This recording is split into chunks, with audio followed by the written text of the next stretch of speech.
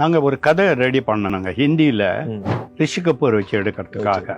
அது அந்த சமயத்துல ரிஷி கபூர் வந்து பாபின்னு ஒரு படம் சூப்பர் ஹிட் ஆயிருந்தது. ம். நாங்க போய் ரிஷி கபூரை சந்திச்சு பேசணும். அந்த படம் வந்து பேங்காக்ல எடுக்கிற கதை.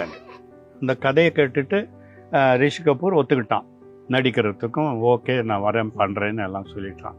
அதுக்கப்புறம் ஹீரோயின் யாருன்னு கேட்டான். நாங்கள் சொன்ன ஜெயசுதான்னு ஒரு ஆர்டிஸ்ட்டு. ம். நாங்கள் அதை தான் மைண்டில் வச்சு எடுக்கலாம்னு இருக்கிறோம். நான் அவங்கள நேரில் பார்க்கணுன்னா இல்லை ஃபோட்டோஸ் எல்லாம் காமிக்கிறோம், ரஷ் இருக்குது, நாங்கள் அதை போட்டு காமிக்கிறோம் உங்களுக்கு இன்னும். இல்லை அதெல்லாம் வேண்டாம், ம். நேரில் நான் வரேன், மெட்ராஸுக்கு ஷூட்டிங்க்கு வரேன். வர போகும்போது நீங்கள் ஜெயசுதாவை எனக்கு அறிமுகப்படுத்துங்க, நான் நேரில் பேசிக்கிறேன் ம்.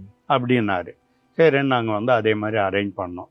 அப்போ அவர் சொன்னார், நீங்கள் யாரும் இருக்காதீங்க, ஒரு ரூமில் நாங்கள் 2 பேரும் தனியாக பேசணும் அப்படின்னாரு.